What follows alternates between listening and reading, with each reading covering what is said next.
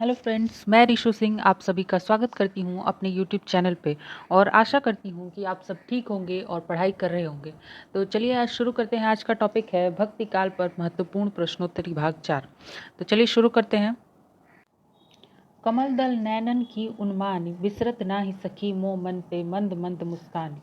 यह पद चरण किसकी रचना है? तो ये रचना है रहीम की। कमल दल नैनन की उन्मान विसरत ना ही सखी मोह मन ते मंद मंद मुस्कान। यह पद चरण रहीम की रचना है।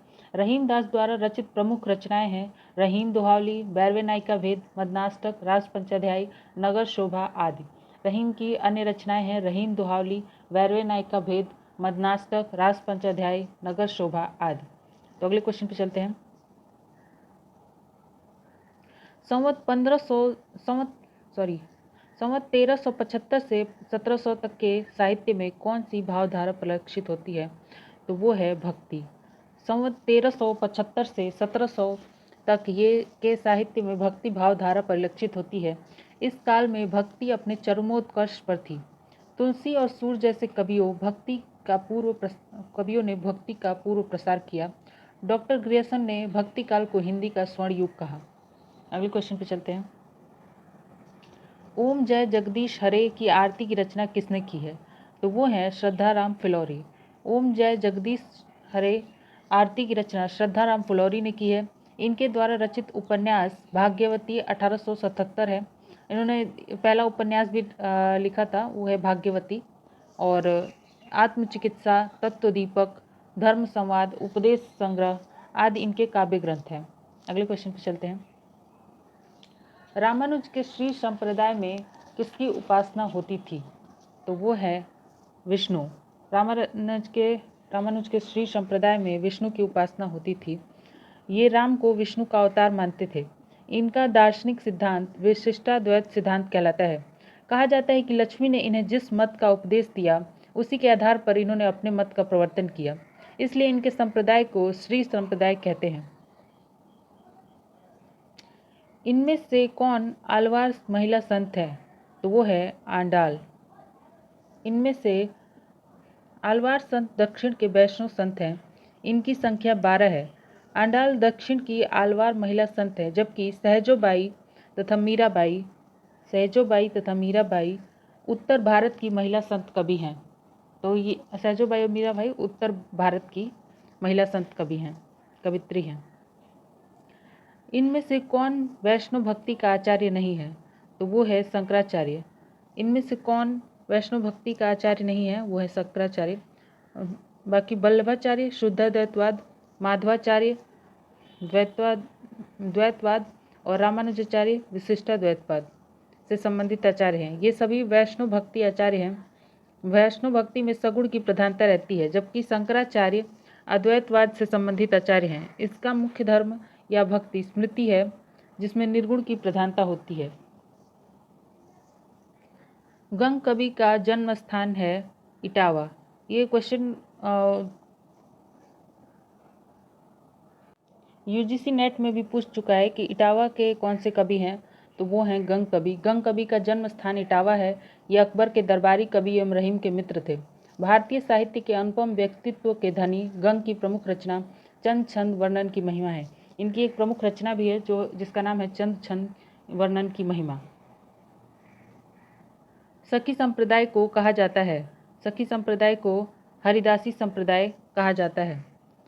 सखी संप्रदाय को हरिदासी या टट्टी संप्रदाय भी कहा जाता है। इसके संस्थापक स्वामी हरिदास जी हैं।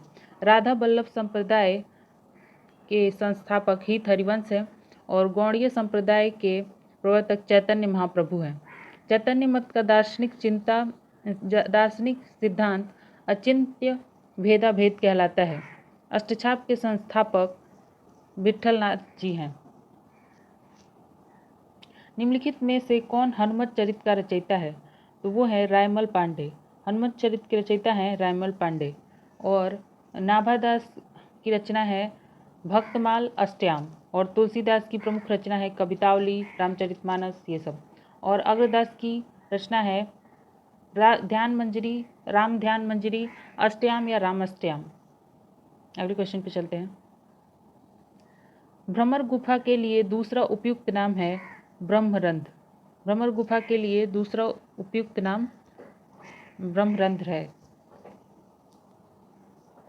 निम्नलिखित में से कौन श्री कृष्ण भक्ति का संप्रदाय नहीं है?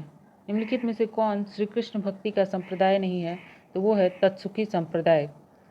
तत्सुखी संप्रदाय कृष्ण भक्ति से संबंधित नहीं है और श्री वल्लभ संप्रदाय वल्लभाचार्य द्वारा परिवर्तित, हरिदासी संप्रदाय स्वामी हरिदास द्वारा तथा गौड़ी संप्रदाय चैतन्य महाप्रभु द्वारा परिवर्तित संप्रदाय है। निम्नलिखित में से कौन राधा वल्लभ संप्रदाय का प्रवर्तक है? तो वो है हित हरिवंश। निम्नलिखित में से राधा वल्लभ संप्रदाय का प्रवर्तक हित हरिवंश है और इन्होंने राधा जी को गुरु रूप में स्वीकार किया है।